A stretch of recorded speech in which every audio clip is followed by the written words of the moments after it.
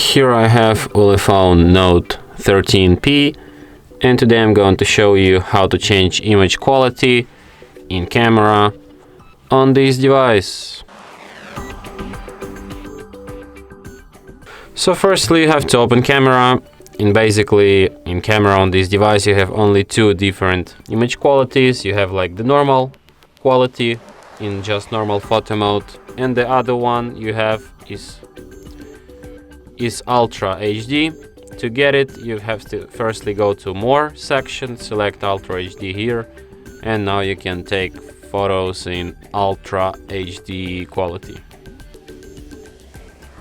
So yeah.